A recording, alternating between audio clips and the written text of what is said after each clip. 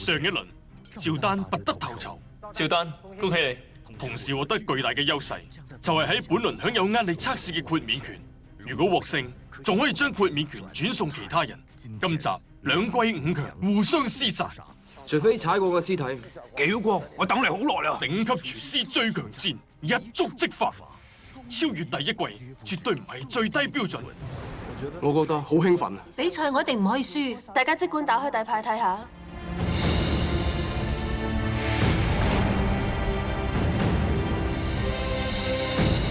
打開嗰道門嗰陣，哇！前面放咗個好高、好大嘅一個神秘盒，有史以嚟都未見過咁高㗎，咁大個神秘盒喎！真係唔知入面會有啲咩喺度啊！咁大個神秘盒，今日要煮鴕鳥啊！歡迎各位，喺你哋面前嘅係我哋頂級廚師有史以嚟最高、最大，亦係最難預料嘅神秘盒。我諗大家都想知道呢個神秘盒入邊到底裝住啲乜嘢。咁而家就係見證奇蹟嘅時刻啦！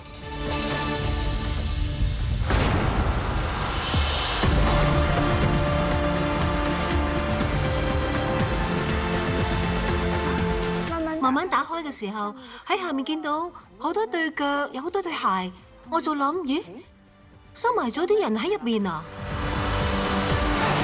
1、2、3、4、5、6、7、8、9、10，一共有5個人喺入面啊！今日嚟到嘅係咩人呢？唔通又係嚟踢館嘅人？哇！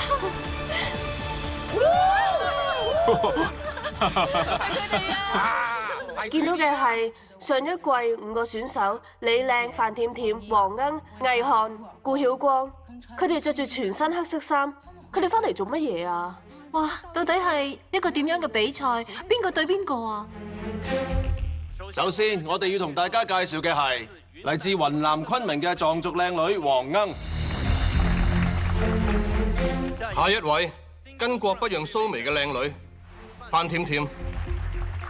第三位，大家應該好熟悉，李靚。跟住要同大家介紹嘅係哈里騎士顧曉光。最後一位，精通多種菜式嘅頂廚冠軍魏翰。歡迎各位回歸。今日我哋將你哋5個重新召喚翻嚟頂級廚房，唯一要做嘅就係要你哋向前面呢5位證明乜嘢先至係頂級廚師應該有嘅水準。各位，今日嘅比賽，你哋5位要同頂級廚師第一季嘅5位強者進行1對1嘅對決。你哋需要向所有人證明喺頂級廚師呢個舞台上，究竟係長江後浪推前浪，定係薑係老嘅辣呢？好，首先請黃鶯嚟選擇邊位成為你今日決戰嘅對手。我揀趙丹啦。揀趙丹，點解呢？聽講趙丹好容易喊㗎，所以我想睇下你今日同我比試會唔會喊。就憑呢句說話，我今日一定唔可以喊。你好，你好。跟住到范甜甜，仲有4位選手，你想同邊個決戰啊？我想挑戰黃小草。黃小草，點解呢？我唔係討厭佢，只係佢錯就錯在唔應該要劉一凡老師幫佢紮頭髮。范甜甜居然揀我，佢覺得我係臨時一撳就爛咩？我覺得佢今日係揀錯人啊！李靚，你嘅選擇係？我想揀嘅係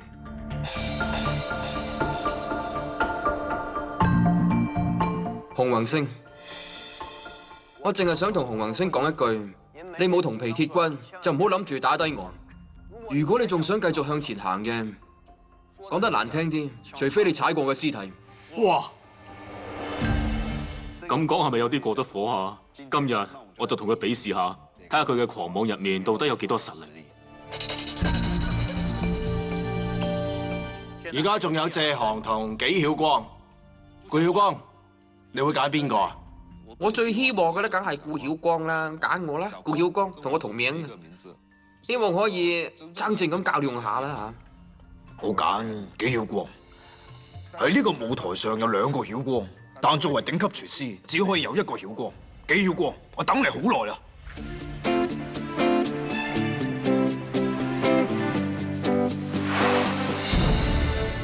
魏漢，咁你就冇得選擇啦。我覺得好興奮啊！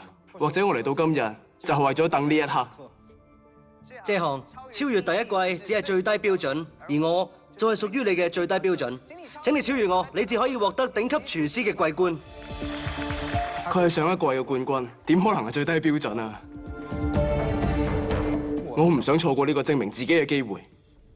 頭先第一季嘅頂級廚師嘅5強選手，佢哋優先選擇咗同佢哋對決嘅對手。為咗公平起見，今年呢一季頂級廚師嘅5位選手，你哋有優先選擇食材嘅機會。你哋將會有5分鐘嘅時間去你哋身邊嘅食材室挑選食材。5分鐘，而家開始。5分鐘嘅時間，第二季5強選手會各自挑選佢哋最拿手嘅食材。同時，佢哋嘅對手亦都將會得到相同嘅食材，進行分組對抗。各位，今日係5對5嘅對決，所以除咗我哋3位美食評委之外，我哋仲邀請咗2位特別嘉賓。一位係嚟自南大國際學院高級廚藝講師布魯諾先生。布魯諾先生嚟自法國巴黎，精通各國烹飪技藝，溫文爾雅，但係對於美食嘅要求極高。仲有一位就係杭州黃龍酒店嘅行政總廚葉寶榮先生。葉寶榮先生喺世界各國頂級餐廳做咗超過20年，曾榮獲亞洲頂級鑽石廚師嘅稱號。佢所掌管嘅黃龍酒店龍吟閣中餐廳獲獎無數。歡迎大廚。你好，歡迎大廚，歡迎布魯諾先生。今日每一組選手，你哋都有45分鐘嘅時間，根據現有嘅食材嚟完成一味菜式。我哋5個評審將會分別嚟品嚐你哋5組選手嘅菜肴。今日嘅比賽採用嘅係5局3勝制，邊一組獲得3票，就獲得我哋今日呢個比賽嘅勝利。輸咗嘅人將會進入壓力測試。第一局嘅比拼就會喺黃鶯同趙丹之間進行，其他嘅選手可以喺旁邊觀戰。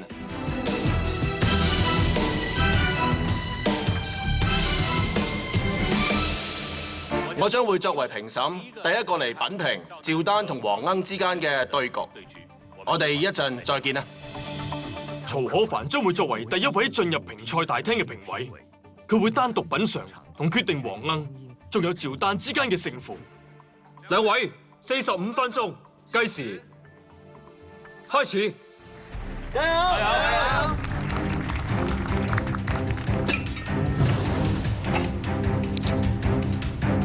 趙丹幫我揀嘅食材係四季豆、扁豆、麵，仲有排骨。佢揀嘅係佢比較熟悉嘅食材。第一味餸我揀咗麵同四季豆，準備整四季豆炆麵。咁係因為我對麵有特殊嘅感情，而且我好中意食麵。雖然呢個餸好簡單，但係越簡單嘅餸，當你想整好佢，就要係一件困難嘅事。雖然係東北菜，而我係地道嘅南方人，但我覺得 OK 嘅，冇問題。我想用一種雲南嘅做法，整呢一味東北菜出嚟。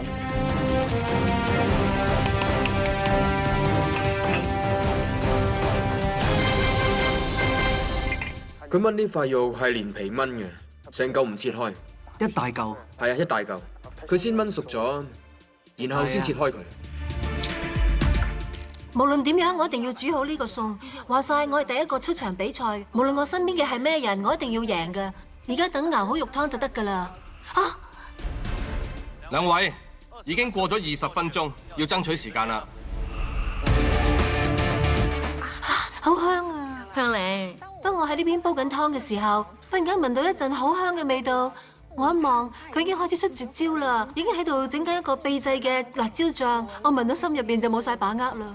俾佢哋試下我享譽中外嘅雲南辣椒油啦。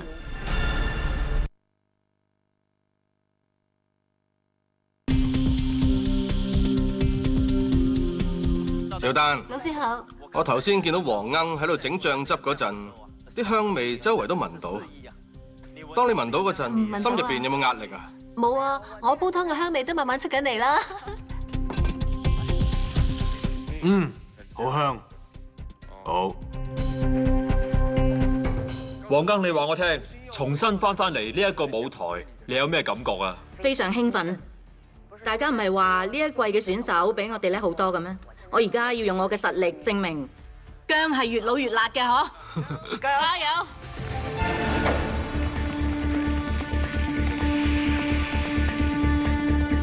葉師傅，你覺得趙丹同黃鶯嘅表現點樣啊？黃鶯佢炒嘅時候真係好香，而趙丹就仲未見到成果，可能各有各優點。由經驗睇，你覺得趙丹趕唔趕得切呢？應該冇問題。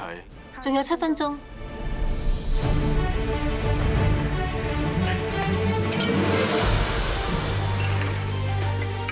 兩位，仲有最後嘅2分鐘，要快啲半碟啦！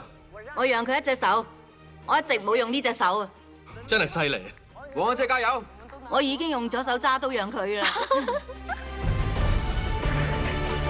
好重啊！最後30秒，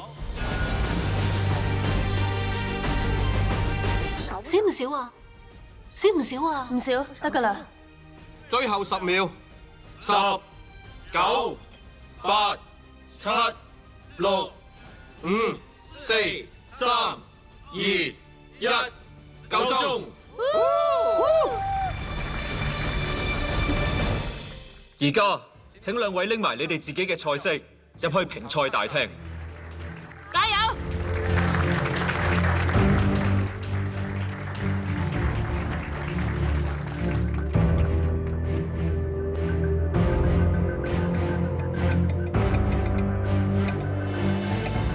曹老師好。兩位辛苦啦。黃鶯再次翻到嚟我哋廚房，有啲咩感覺啊？見到咁多熟悉嘅面孔，我覺得好親切啦。你覺得趙丹喺你眼中係個點樣嘅選手？我覺得佢係一個內心特別堅強嘅女人，呢一點係我好欣賞佢嘅。雖然佢外表柔弱過我咁多，你都唔會話我蝦佢啩，係咪？黃鶯，你同我講下呢味餸嘅特點啊！佢係一味叫排骨燉豆嘅撈麵，先煮好麵，然後加入少少橄欖油，再放啲炆好嘅排骨同埋燉好嘅豆喺上面。我仲自製咗一個特製嘅雲南辣椒油。如果中意口味辣嘅話，可以淋啲辣椒油上去。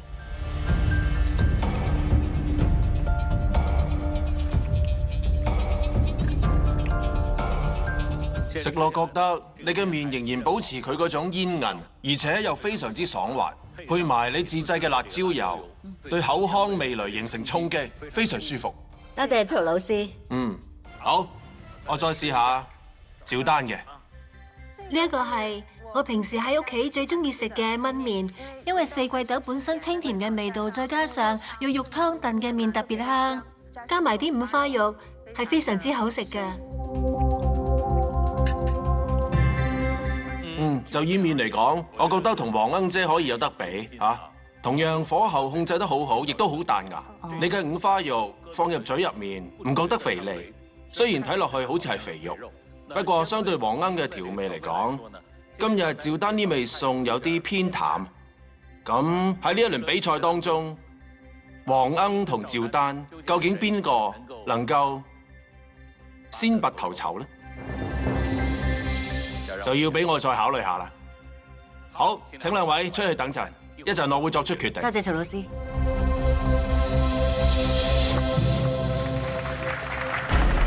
5強對抗戰會採用特殊嘅獎杯亮燈方式，黃燈代表第一季選手獲勝，而紅燈就代表第二季獲勝。邊隊先獲得3座獎杯，嗰隊就係勝出者。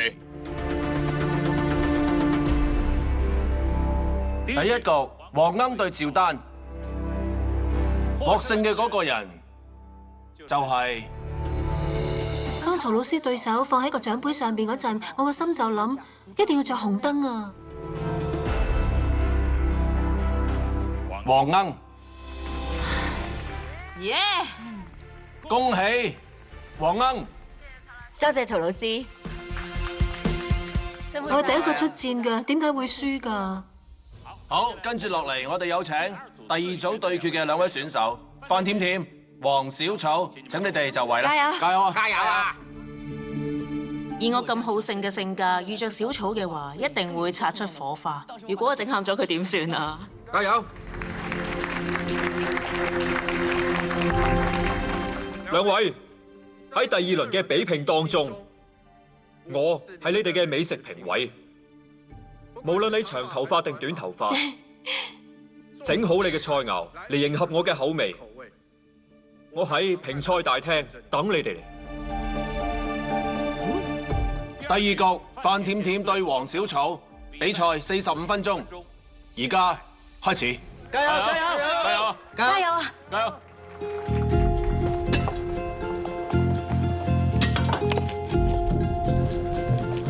手唔夠力。佢今日嘅主食材係雞，然後有芋頭，有啲蔬菜、蛋，有白蘿蔔、紅蘿蔔，仲有雞蛋、竹笙，仲有帶子。我唔會刻意去揀啲好難嘅食材嚟為難佢，因為我覺得佢嘅實力都係一般，所以我就揀咗啲最普通嘅食材。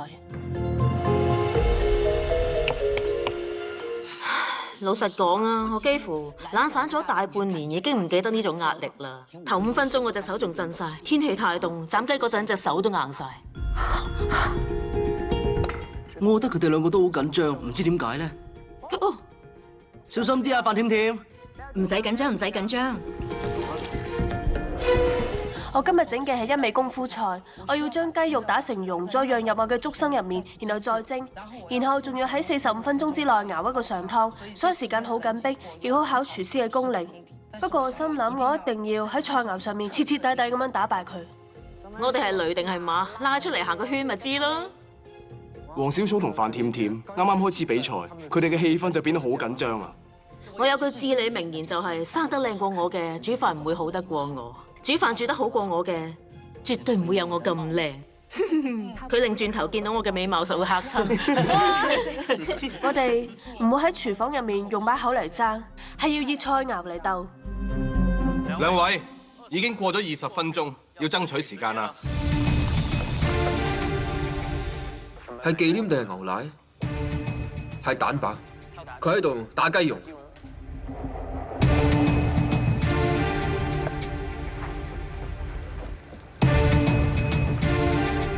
黃小草，你整緊咩啊？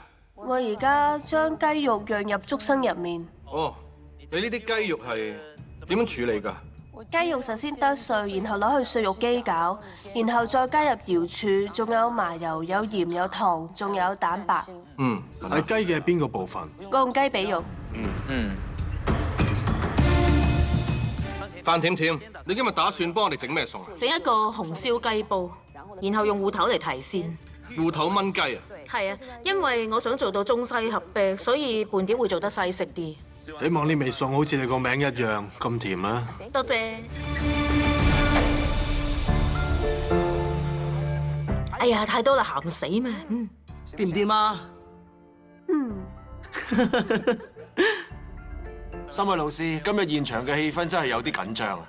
我覺得當你將兩個好強嘅靚女放埋一齊嗰陣，就會有一陣一陣嘅火藥味出現。大家都唔止想喺菜肴上面壓到對方，甚至想喺一個表現上、氣勢上都可以互相較量嘅。我覺得黃小草佢好花心思去整嗰隻雞，但係功夫菜的確係有啲難度嘅，要將啲餡灌入去，就要將啲雞肉打得好幼細，然後力度要控制得好好，大力得滯竹笙就會爛。仲有最後5分鐘，你蒸得差唔多㗎啦，可以浸喺雞湯入面啊，等佢吸收雞湯嘅味道。唔係蒸完就得㗎啦嗎？佢仲想整青豆蓉啊？得好少打唔出啊！隻雞開大火收汁啦！加油！加油！鐘緊時間，最後10秒，10、9、 8、7、6、5、4、3、2、1，夠鐘。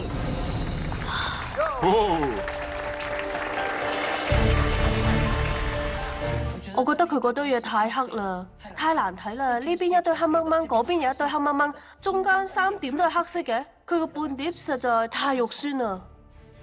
好，跟住落嚟，請黃小草同范甜甜拎埋你哋嘅菜肴去評賽大廳。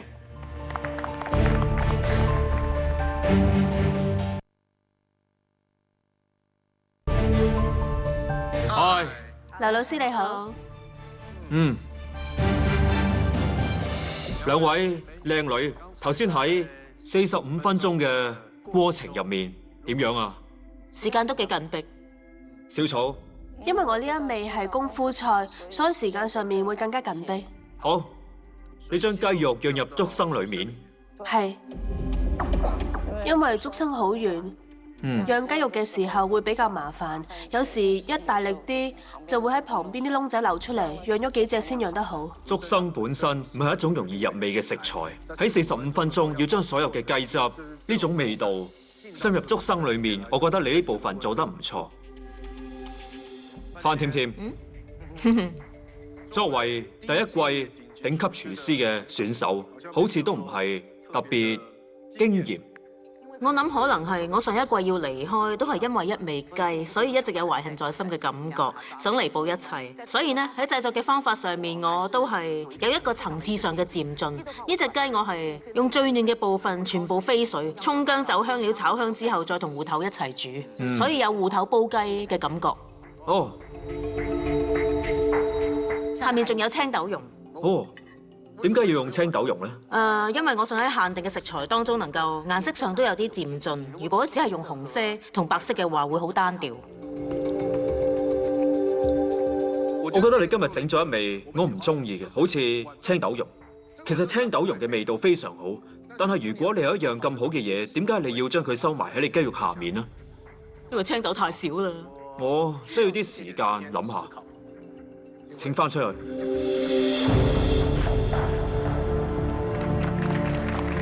當佢哋兩個喺入邊出嚟嗰陣，小草嘅表情好淡定，而范甜甜就好開心。我真係估唔到個結果係點。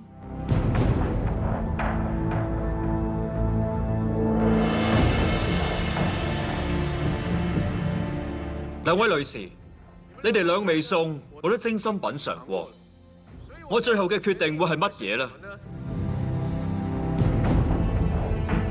評委老師對手放喺燈上面嗰陣，我一直喺度諗，揀我啦，揀我啦，一定要揀我啊！我嘅決定就係嗰一秒，我個心喺度震。黃小草，我成個人即刻放鬆晒，再望下我嘅對手，手下敗將有咩好講啊？真係覺得好冇面，可能時間太短，時間壓力太大，但係藉口就係藉口。的確係發揮唔到自己最佳嘅狀態。而家兩隊嘅分數係1比1。跟住落嚟，我哋要進入第3組嘅對決，係李靚對洪宏星。靚哥加油啊！靚哥加油！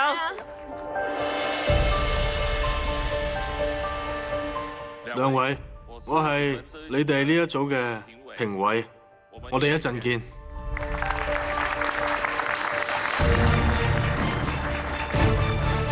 45分鐘，計時開始。加油！加油！加油！靚哥。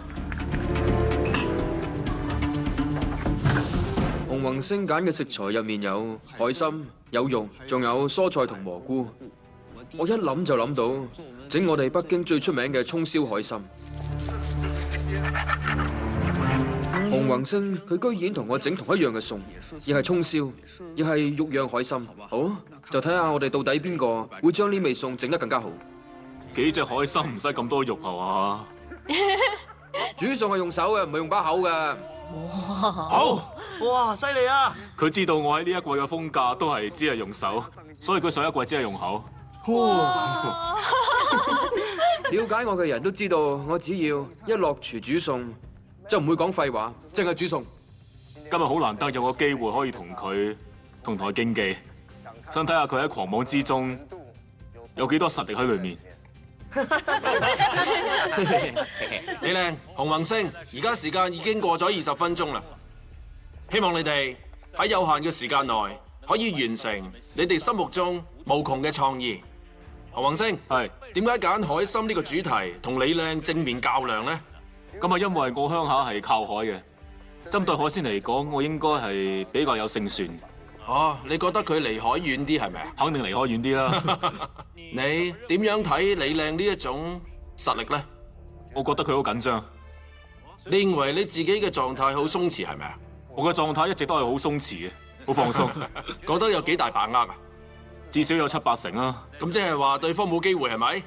佢有機會嘅，就係可能喺我失手嗰陣啦。靚哥，第一季選手回歸，你而家心情點啊？好放鬆。講下你今日整咩菜肴啦？我今日整嘅係一味根據我哋北京一味名菜叫葱燒海參改良而成嘅葱燒釀海參。我首先用大葱同香葱炸咗個葱油，然後用呢個葱油，我將豬肉剁成餡，再將冬菇同冬筍釀喺海參入面，然後就開始煮。呢個煲係你個？而家唔係啦，火藥味好重啊！好啦，靚哥，搞到我都緊張埋。我覺得洪宏星佢嘅海參釀得比較飽滿，等陣出嚟嘅賣相相對會唔錯。李靚呢邊就好似劉老師講嘅咁，佢比較緊張，見到佢處理海參嗰陣，佢釀嘅量特別少嘅，咁就會導致佢一陣煮出嚟嘅海參睇落嘅賣相唔係咁好睇，所以只有睇下味道整成點啦。葱焗海參重點嘅係葱、薑同蒜，要整一個比較好嘅爆香，然後我會再用蠔油做配搭，令海參更加入味。兩位，仲有最後3分鐘，準備半碟啦，要注意你哋嘅海參係咪夠腍，肉餡到底熟未？注意一下味道整成點。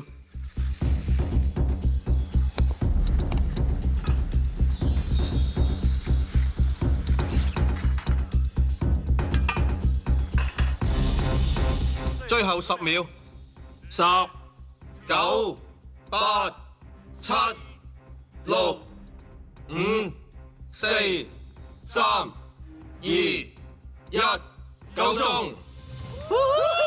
哇！李靚雖然佢剁咗好多肉，但係出嚟嘅只係得好少。我嗰碟由外形嚟睇，或者係時間同處理方面，都係比李靚嘅好啲。好，而家請洪宏星同李靚拎埋你哋製作嘅海參，步入試菜大廳。加油啊！佢哋兩個碟餸咁似嘅。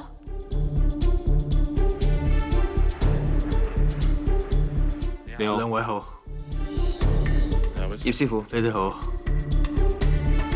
洪宏星，你覺得海參口味點樣啊？海參本身係一種比較大牙嘅一種海產，本身就冇乜味道，而且充滿膠質，所以我喺煮嘅過程當中，首先係要整到一個完全發脹嘅狀態，然後再用蠔油嚟令佢增加味道。喺肉餡嘅處理方面，我加咗竹筍嚟到提升佢嘅爽脆感。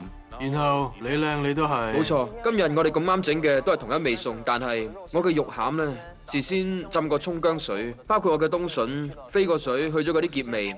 我事先熬咗個比較濃郁嘅葱油，然後先整海參。咁好，我開始試菜啦。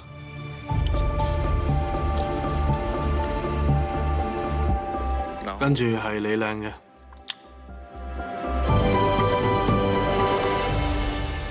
其實今日兩位揀嘅食材喺處理上係比較考功夫嘅。本身海參有種腥味，首先你要將啲腥味用薑葱去辟除，然後佢嘅纖維比較密，點樣可以令佢入味呢？喺時間控制方面好重要。我今日見到你哋嘅葱嘅元素，可以見到好少，應該用多啲葱同埋蒜將佢逼入味，仲有啲汁收得，我覺得都係有啲唔係咁好。OK， 邊個贏邊個輸？請你哋出外面等一陣。好多謝葉老師，多謝。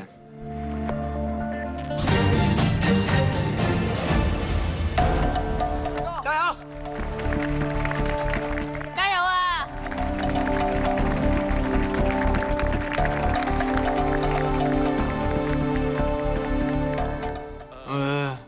我試完第3組嘅2位選手嘅海參，我覺得洪宏星你嘅餸咧其實就欠缺咗薑葱蒜嘅味道，肉我覺得口感上比較飽滿嘅，然後你嗰碟咧係有啲薑葱味嘅，但係啲肉我食落有啲鞋，而且太過油啦，所以今日我決定你哋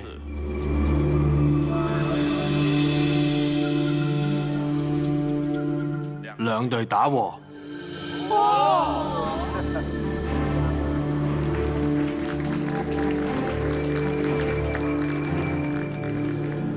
我哋2個居然會係打和，我覺得非常之驚訝。雖然菜肴上面大致相同，但係各有各嘅優點同埋缺點。我自己覺得我整得應該唔會比佢差。而家因為佢哋2個打和，我哋唔計分，所以我哋嘅第1季同第2季5強選手嘅分數仍然係1比1。請2位選手各自歸隊啦。跟住落嚟，我哋要進入第4局嘅對戰，由顧曉光對紀曉光。顧曉光對紀曉光，我覺得係一個樸實嘅大排檔老闆對一個西餐廳老闆，我覺得呢個組合好搞笑。光哥你好。兩光之戰，我係評委，一陣見。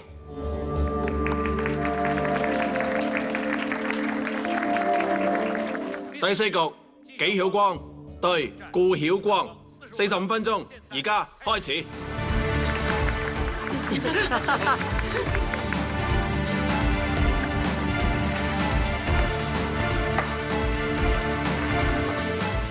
我揀嘅食材係一隻膏蟹、6隻鮑魚、3兩蝦、半隻雞、半羹排骨，仲有2兩瑤翅。我今日要整嘅係我最擅長嘅潮汕沙鍋海鮮粥。膏蟹又好，蝦仁又好，鮑魚都好，我都掌握得游刃有餘。我諗佢都估唔到我對鮑魚嘅菜式更勝佢一籌。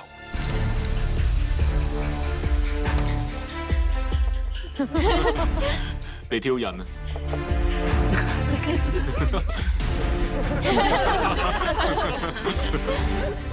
今日嘅評委係外國人啊，佢整慣西式嘅，所以佢嘅贏面比較大。我係中國人，梗係中式比較順暢啲啦。叫我整西式，我梗係唔順㗎。我煮餸嘅概念比較健康，理念唔同，就要睇評委點樣判決啦。仲有30分鐘啊，粥王。30分鐘啊？嗯。紀曉光，係。你好。你覺得我哋嘅法國評委會中意你呢個中式嘅沙煲粥咩？我覺得佢應該會中意嘅，因為佢咁嘅年紀，食碗粥應該最啱佢腸胃啦。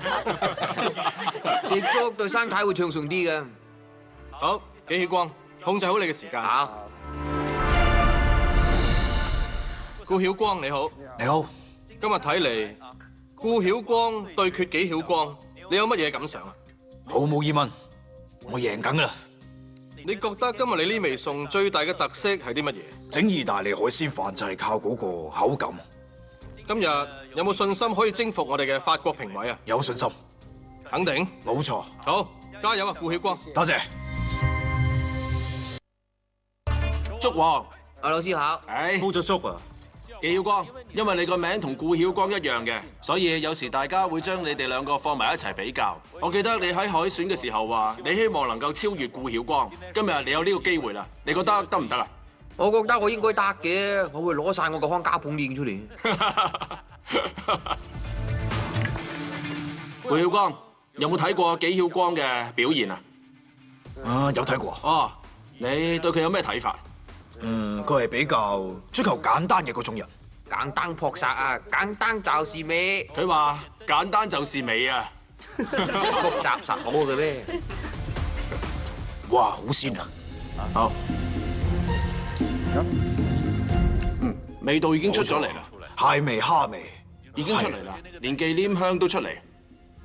啲忌廉會遮晒蟹啲甜味㗎，所以你冇蟹味，淨係得嗰啲忌廉味啦。咁嘅。我呢個粥絕對係用鯽魚味，唔係點叫海鮮啊？就係得呢一煲，一大煲材料熬出嚟嘅湯底係咪？精華嚟㗎。我哋再去試下紀曉光嘅好唔好？紀曉光可唔可以試下味？我呢個冇味道㗎喎，淨係得買漿嘅味道。好，我都想試下。簡單就是味啊嘛。冇錯，我記得曾經有個朋友嘅細路肚餓唔飲得奶，咁佢又嗌個細路飲米漿。前2年去探過佢，佢個細路5歲啦，佢飲呢啲米漿大嘅。我覺得唔錯啊！呢個米漿真係好好飲。紀曉光真係搏晒命。好，兩位，時間已經過咗半個鐘頭啦，你哋而家只係剩低15分鐘嘅時間。顧曉光、紀曉光呢個對決，我覺得非常有意思，一中一西嚇。就紀曉光嚟講，我覺得佢今次係咁多次發揮得最好嘅。你睇佢嘅功架同氣勢，我就覺得佢呢煲粥唔使講都知道好食，一定好食。顧曉光嚟講，整意大利海鮮飯本來就係佢最擅長嘅一件事，所以兩位都係得心應手。劉老師有一個好大嘅，我覺得係危險，就要睇啲粥整成點。一碗粥同意大利海鮮飯比起嚟，佢嘅優勢唔會好大。話晒只一碗粥。點啊？媽媽咪啊！加油！最後3分鐘。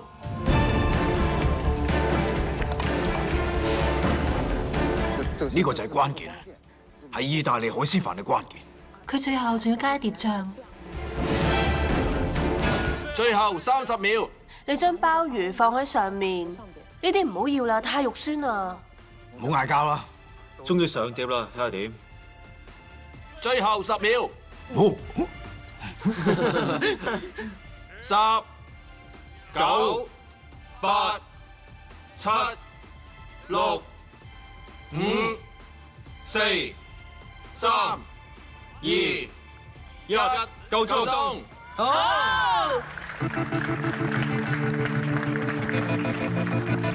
好，我哋而家請紀曉光同顧曉光帶埋你哋嘅菜肴入去評賽大廳啦！加油！加油！加油！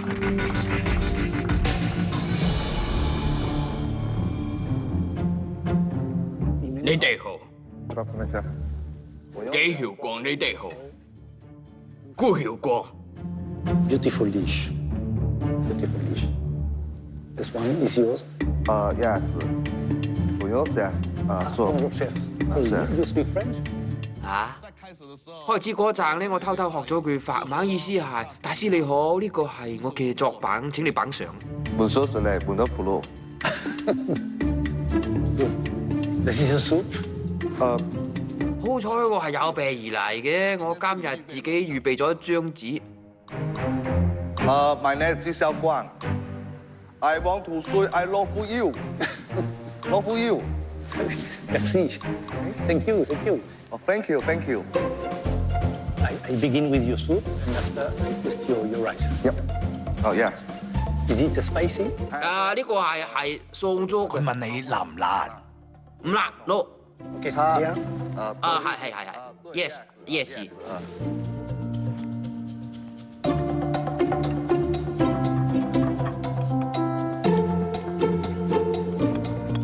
Different, yes. Cheese parmesan? Yeah. And why you don't put the seafood into the rice? Because the abalone needs a very short time to cook. If you cook the abalone inside of the risotto, you're going to overcook the risotto. Good. And then the abalone is going to be very bubbly. Okay. How long you cook your rice? For probably 20 minutes. 我覺得佢絕對係一個知識淵博嘅老師。佢所提到嘅問題都係意大利飯嘅關鍵所在。Bon, the flavor with this is very good. And for you is the same. Good presentation, good tasting, no spicy. Yeah. 佢啱啱㗎。佢話你嘅粥同埋啲汁配起嚟好好食。佢話我嘅飯都唔錯。哦，多謝。Merci infiniment. 謝謝。阿老師多謝多謝。走啦。咁我拉扶腰啦。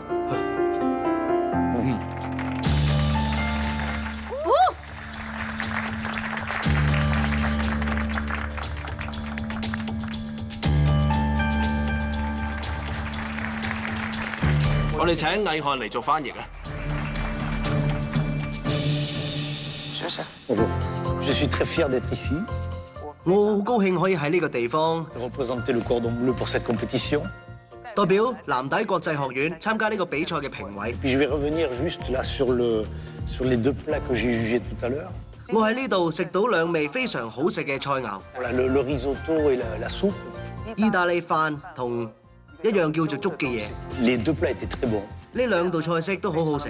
Puis enfin, je voudrais remercier la production de l'émission. 好多謝今日兩位參賽選手帶俾我一個美食上嘅盛宴。好多謝毅漢。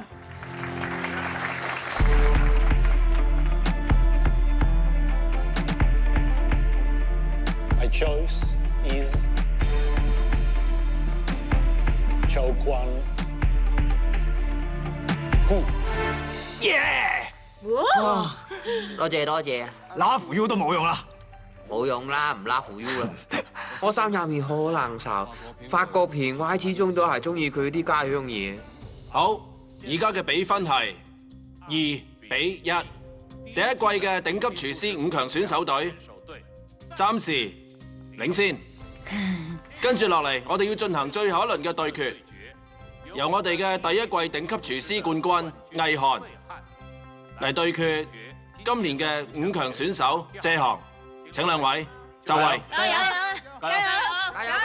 加油啊！加油！努力啊！今日我同毅漢嘅比賽係壓軸，最後一場喺前4場，我哋已經1比2落後，真係壓力非常之大。可唔可以挽回我哋第二季選手嘅面子，就要睇我啦。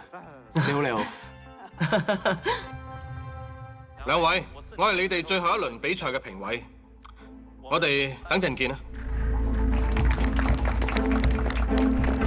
謝航同毅漢對決45分鐘，而家開始。加油！我同毅漢都係外國翻嚟，我由英國翻嚟，佢由法國翻嚟。今日就要睇下我同佢之間到底邊個犀利啲。點啊，朋友 ？OK 啦。 我今日攞到嘅食材好怪，就有一啲意大利粉同幾隻牛蛙。牛蛙好似田雞，喺外國唔會有人食嘅，因為冇得賣。但係今日呢，佢仲配咗個好奇怪嘅意大利粉。我需要用一個好創新嘅方法去將呢啲牛蛙融入一個傳統嘅意大利粉入面。其實我知道謝航一路嚟到呢度係靠整牛蛙整得唔錯，所以佢今日咩叫做我整牛蛙整得唔錯啊？我整咗咁多餸啦，得牛蛙啫咩？牛蛙係我比較擅長嘅食材，尤其是毅漢都係四川人啊。 我覺得川菜入面用牛蛙用得特別多，而且我幫佢考慮埋，佢擅長整西餐，我就揀意大利粉。總之今日各顯所長，我希望徹底咁贏佢。謝航，今日你整乜嘢啊？我想喺傳統嘅川味牛蛙嘅基礎上面整啲創新，融合啲西餐嘅元素喺裏面。點樣創新呢？我加入咗薯蓉，然後再加咗油炸嘅意大利粉。 哦，油炸意大利粉啊！係咁，因為我以前未試過咁樣整。哦，我想試下創新，我想試下可唔可以令佢哋脆脆地，好似薯條咁嘅感覺。謝航喺咁重要嘅比賽當中，你要整一個你從來未整過嘅創新，你唔覺得咁樣太過危險咩？面對毅漢咁嘅對手，唔冒險嘅話，勝算絕對唔會大。好啦，多謝老師。毅漢，老師你好，你準備點樣整啊？ 其實今日我係想整到同平時啲意大利粉唔同嘅，唔係撈嘅，亦都唔係炒嘅，其實係用一種海南嘅黃辣椒嘅忌廉汁嚟浸佢。哦，佢嘅汁會吸到味道更加濃郁，然後再加埋牛蛙嗰種鮮嫩嘅口感，我相信呢味餸會非常有驚喜。即係毅漢今日都打算創新係咪？係啊。謝航頭先話佢個創新從來都未試過嘅，你呢？其實我係冇任何壓力㗎。因為點都要留條路俾佢哋噶嘛。睇完結果先講啦。好啦，兩位加油加油！好。謝航，你諗住點樣應戰我哋第一季冠軍魏韓啊？出奇制勝。出奇制勝，有冇壓力啊？壓力肯定會有，尤其佢係上季冠軍，壓力係非常之大啊！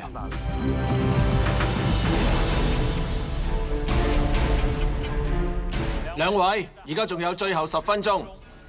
三位老師都見到佢哋都係整牛蛙，但係兩個都想喺原有嘅中國菜基礎上做一啲創新，所以兩位老師點睇啊？以我對兩位選手嘅了解，魏韓佢用咗牛蛙，仲有佢嗰隻特別嘅醬汁去配合意大利粉，我覺得會係個好新奇嘅挑戰。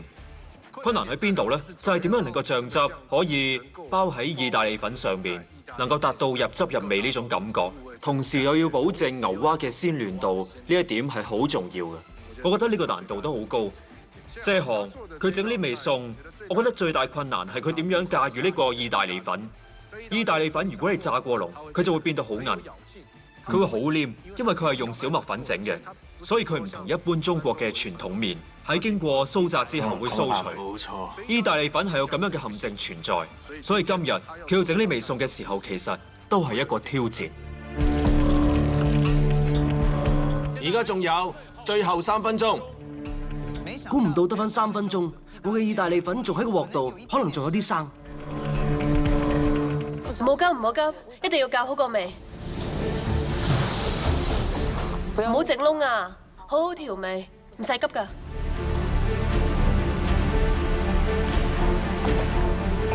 最後30秒，睇下啲麵熟咗未 ？OK。最後10秒，10、9、8、7、6、5、4、3、2、1，夠鐘！請兩位選手拎埋你哋嘅菜肴去我哋嘅評賽大廳。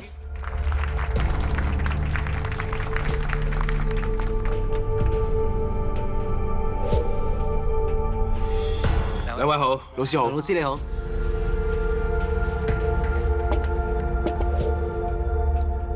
哇，兩味菜式都好豐富喎。45分鐘有冇壓力啊？壓力太大啦，壓力山大係咪啊？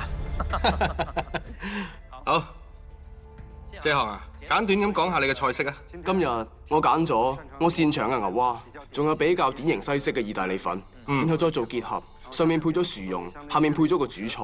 尤其我覺得想打低魏韓，唔出啲新意，肯定唔得嘅。你呢啲牛蛙係咪炸過㗎？係啊，先醃到入味，然後油炸。首先你呢啲牛蛙，佢嘅生熟程度啱啱好嘅，啱啱好8、9成熟。呢種狀態我覺得係特別理想嘅，咁啊最可以保持佢嘅鮮嫩度。多謝梁老師。梁老師試我個菜式嗰陣，我就喺度諗，千祈唔好挑剔我個花招。但係我唔中意佢嘅原因係，佢入邊好多花椒。我而家每一啖食到花椒嘅話，嗰一啖就食唔落啦。所以呢個係細節上嘅一個把握問題。我覺得任何一個小小嘅失誤，都走唔過一個專業評委嘅眼。魏韓，梁老師你好，呢味係乜嘢菜肴？你會點樣形容佢啊？我想將佢整成一味有創新嘅西式菜式。其實佢係加入咗中餐入面，我認為比較好嘅一種海南辣椒醬嘅元素，令大家覺得原來意大利粉都會有咁樣嘅滋味。作為一味意大利粉，我覺得佢仲可以再熟一啲嘅。再熟啲。佢基本上係達到緊熟嘅狀態。喺呢個範圍入面，海南辣椒加忌廉，忌廉係可以減低辣度嘅。所以對呢個汁，我個人嚟講係中意嘅。多謝。我覺得呢個係有創意嘅醬汁。所以整體，我覺得你哋兩位45分鐘之內可以做到咁嘅水平，其實都係各有千秋，都做得非常好。多謝梁老師。而家請兩位返出去休息下先，等我好好咁諗下。多謝，多謝梁老師。多謝梁老師。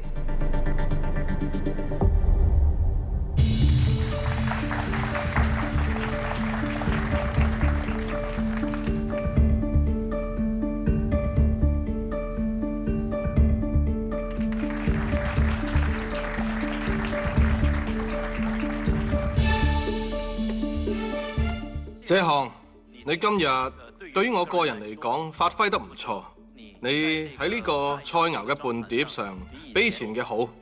艾漢，我今日覺得你呢味意大利粉好得意，啲意粉的確係緊熟，但係佢緊熟到爭少少就係生㗎啦。你嘅汁係呢味菜式入面最感動到我嘅，所以綜合你哋兩位今日嘅表現，我個人嘅決定係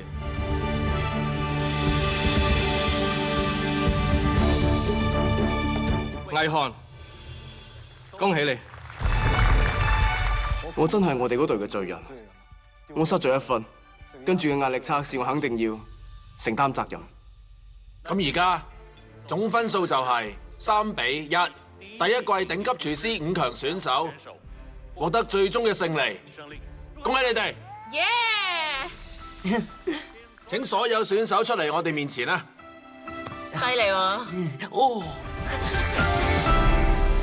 多謝我哋第一季頂級廚師嘅5位優秀嘅選手，由你哋嘅表現，我哋都感覺到你哋的確係有我哋頂級廚師嘅嗰種實力。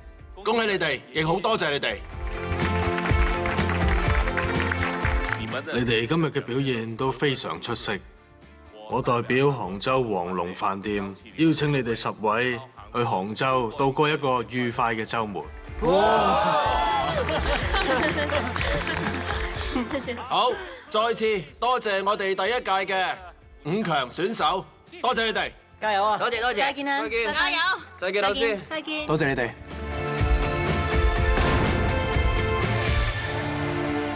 同時，我哋亦特別多謝今日嘅2位美食評審嘉賓，多謝葉老師，亦都好多謝布魯諾先生，多謝。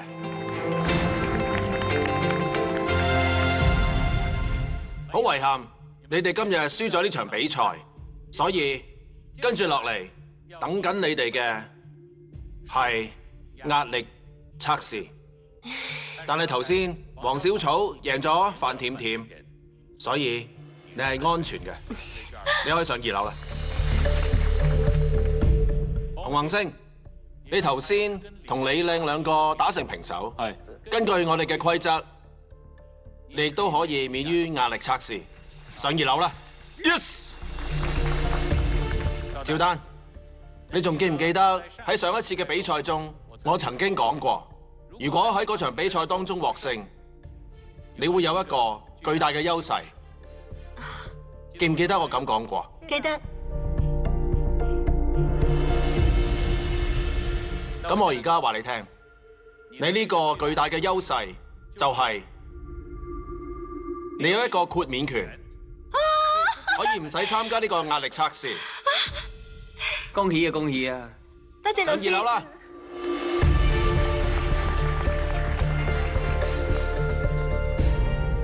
謝航、紀曉光，你哋2個將要進入壓力測試，將會有一個人要離開我哋頂級廚師嘅舞台。紀曉光，你而家心入面諗咩？唔理係咩壓力測試都要用心去將佢完成。謝航，我覺得今日最重要係喺壓力測試比賽入面，我哋2個可以將自己最好嘅狀態表現出嚟。好，跟住落嚟，我哋有請大家嘅老朋友，柏悅酒店嘅西點總廚葉慧老師。又係葉老師。喺壓力測試嘅情況下，最唔想見到佢啦。佢一出現即係話整甜品，亦即係我嘅屎穴。哇，犀利啊！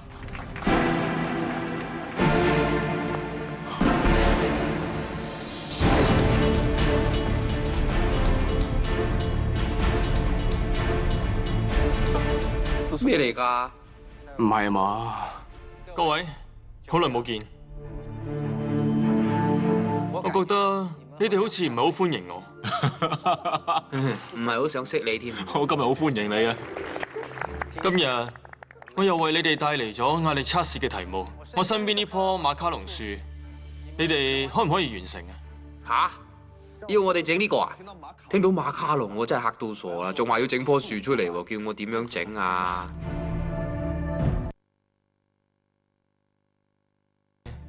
我冇話過要你哋喺1個鐘頭之內製作呢一棵樹，哦，不過作為5強嘅選手嘅壓力測試，我唔會降低對你哋嘅要求。今次壓力測試嘅內容係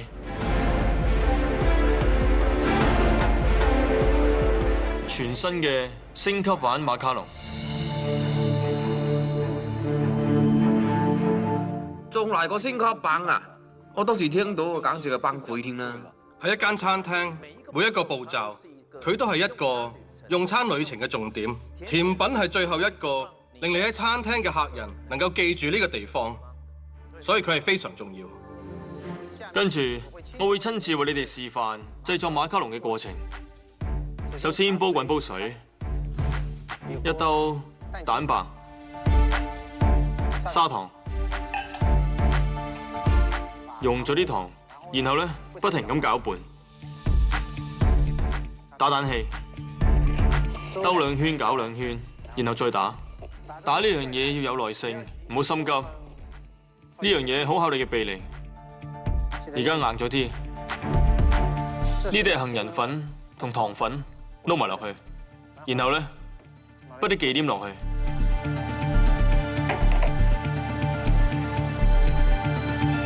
不停咁攪拌。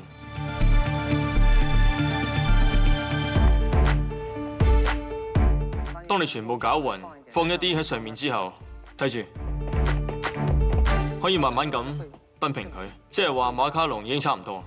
跟住擠落去，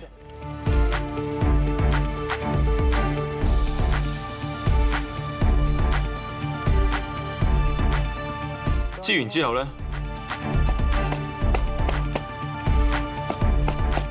睇下，然後咧，我哋可以放喺吹風機度吹乾佢。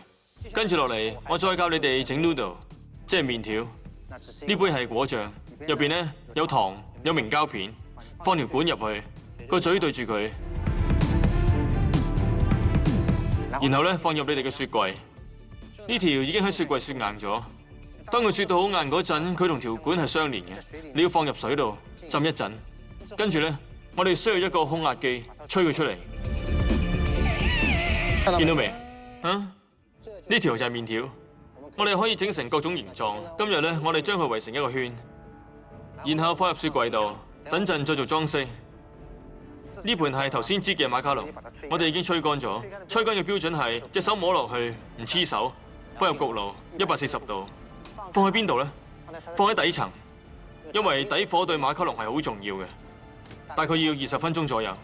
而壞大師喺度示範嗰陣，佢攪嘅次數，攪幾多次停啊，停幾耐，再攪幾多下，每個步驟我都記得1清二楚。而家得啦，時間差唔多，咁我哋就攞佢出嚟。呢條邊呢係馬卡龍嘅特色，千祈唔好唔記得。好，最後嘅製成品。哇！好，請2位翻去自己嘅灶台前邊。你哋嘅灶台已經有製作馬卡龍嘅全部材料。比賽時間1個鐘頭，而家比賽正式開始。弊啦，紀曉剛完全冇接觸過甜品嘅製作，謝航都係，佢之前喺雪糕蛋糕上面輸得好慘啊！我真係好擔心佢哋。我見到咁多種類嘅食材嗰陣，基本上我已經個腦一片空白。剩低我同紀曉剛2個喺甜品方面，我嘅了解點都比佢多一啲嘅。我要幫自己打氣，我唔可以話仲未整，我就已經信心輸晒俾佢噶嘛。馬卡龍喺西式甜品嚟講係好殿堂級嘅，佢由19世紀開始就好流行，有好多嘅大師級都有呢種專門俾客人喺飯後食嘅甜品。咁點解大家都咁中意呢？因為馬卡龍嘅製作工藝，佢一定要表面光滑，佢嘅內餡一定要甜，仲要香，但係又唔黐牙，呢點好重要。所以要製作出一個咁簡單嘅馬卡龍，其實係考驗選手今日嘅耐性。一開始我都算順利，但係跟住落嚟一路打一路攪拌，我隻手臂就越嚟越覺得酸，越覺得攰。當時我擰轉頭睇下紀曉光嘅製作進度，我發覺我仲係快過佢嘅。我覺得順利咁繼續落去，我應該可以贏到佢。當比賽進行咗一段時間嘅時候，我發覺紀曉光嘅速度遠遠跟唔上謝航，所以呢個時候我更加戥佢擔心。講真啊，我真係覺得好攰，手都軟埋。我當時有諗過放棄唔搞啦，毅力同我講：你要搞，一定要搞，唔可以就咁放棄。我估唔到紀曉光佢真係可以打到蛋白，而且手勢都啱啊！曉光好用力，真係好犀利啊！佢用盡全力，仲有嗰種投入嘅狀態，我真係覺得好感動。兩位，時間已經過咗30分鐘啦，你哋剩低30分鐘嚟製作出呢味完美嘅馬卡龍。一堆堆嘅形狀變成一塊塊嘅餅，其實都幾嘥氣力嘅。我喺度連續咁燉咗好多下，燉咗好多次。謝航，你燉咗咁耐，喺度燉乜嘢啊？我想燉翻平佢。非洲啲鼓聲都冇咁嘈啊！放塊布喺底，減少佢嘅噪音。我見到紀曉光喺度擠麵糊嘅時候，個擠花袋已經擠爆咗啦，佢仲喺度繼續擠。我心諗佢哋兩個今次真係搏晒命啊！我唔理3七廿一，我不顧一切，搏命咁燉，搏命咁燉。哎，得啦喎，有啲似樣啦喎，差唔多啦。兩位，你哋已經用咗40分鐘，剩低嘅時間已經好有限啦。佢哋到而家都冇告，馬卡龍都未告。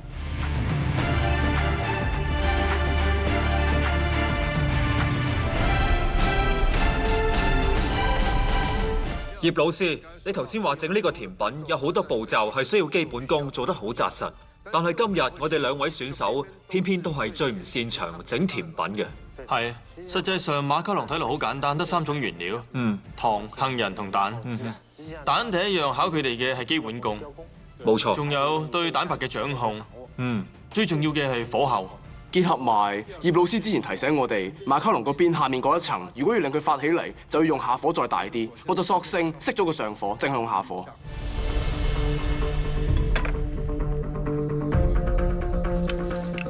曉光，曉光，俾我睇下。你開咗啊？謝航，你嗰啲點啊？謝航，謝航。我覺得時間係咪應該長啲咧？所以就設定咗個焗爐，大概7、8分鐘左右啦。當比賽進行咗一半嘅時候，我發覺謝航嘅馬卡龍仲喺個焗爐入面。我喺度諗，佢咁耐都唔攞出嚟，會唔會焗燶㗎？到最後焗完嘅時候，發現佢個底焗燶咗。呢個時候我擰轉望下紀曉光，你焗好啦？我都唔知啊。佢嘅餅同我嘅比起上嚟，起碼冇燶到。我心諗。唔係啊嘛，就算焗得好過我，味道都冇我咁好啊！大家嚟睇下，兩位選手佢哋目前嘅情況係點樣？其實可以好清楚咁睇到兩位選手有啲瀕臨崩潰。唔知點解我打極都打唔起嘅，真係好奇怪。我謝航嗰條吸管一直棒都棒唔出啊！士多啤梨麵條搞咗好耐都出唔到嚟，我心入面好着急。佢一直喺度棒，我係一直喺度打我嘅巧妙咯。我相信無論今日係邊個選手嚟整，好似呢種咁高難度嘅殿堂級甜品，都會面臨同樣嘅問題。最後5分鐘。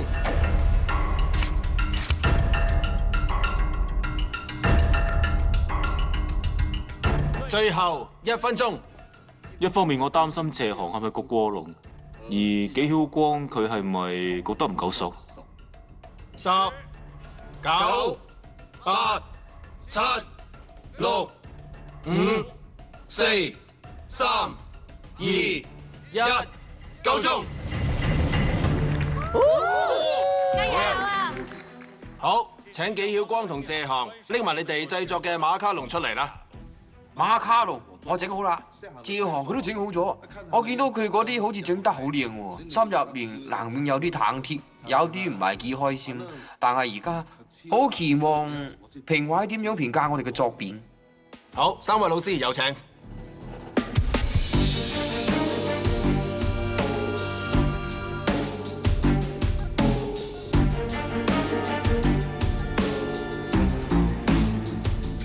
哇！好似好硬喎。一次落去嘅時候，我就發覺好難切得入，我心都實埋。唔知佢哋會點樣形容我呢個馬卡龍。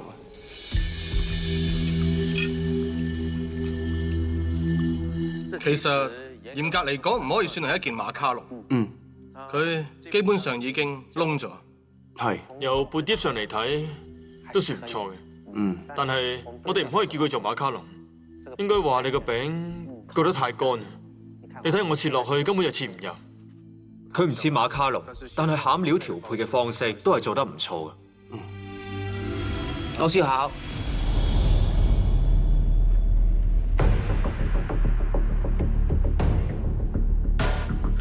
幾好光嗰碟，老師落刀嘅時候好明顯，把刀就切咗落去啦。所以我喺度諗，呢個係咪算係成功咗呢？我當時仲喺度戥佢開心啊！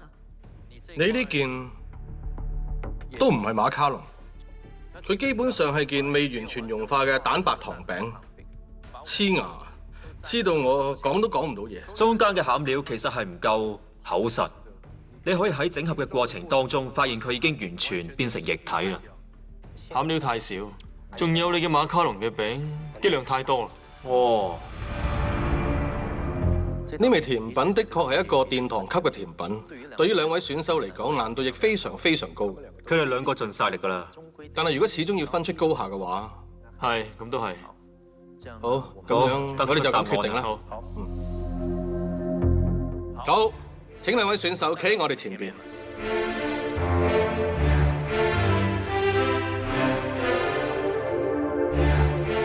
兩位，邊個可以進入頂級廚師全國4強？就睇你哋今日呈現呢個作品整成點啦。紀曉光，你嘅甜品佢都算可以食得落嘅。而謝航，以一個焗燶咗嘅馬卡龍嚟講，佢係唔可以上台嘅。作為一道甜品，冇辦法原諒你，所以謝航，好對唔住，你要除低你嘅圍裙。謝航，我仲記得你喺海選嘅時候，你拎出嚟嘅荷塘月色，佢係我喺海選當中食過嘅最好嘅一味餸。我叫謝航，係一個嚟自北京嘅重慶人。我呢味餸叫荷塘月色。豆嘅香味濃烈，滷水咧，我覺得恰到好處。因為你嘅執着，因為你嘅認真，我當然要俾你 yes。多謝。嚟，謝航。謝航，你而家要離開我哋頂級廚師啦，你仲有啲咩說話想同我哋講嘅？嚟到呢度，收穫好多，學到好多。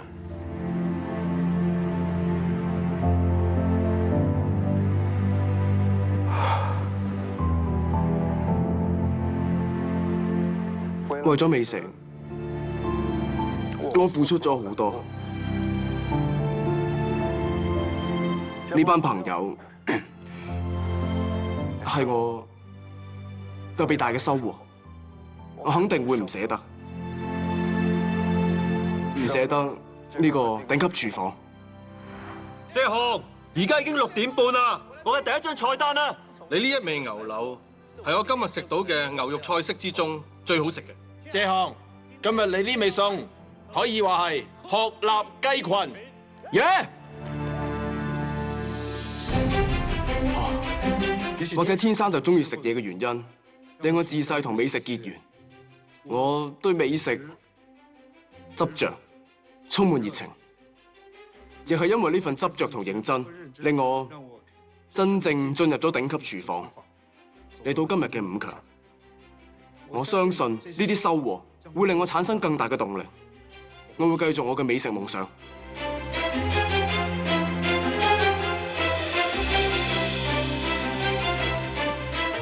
我愛呢個廚房。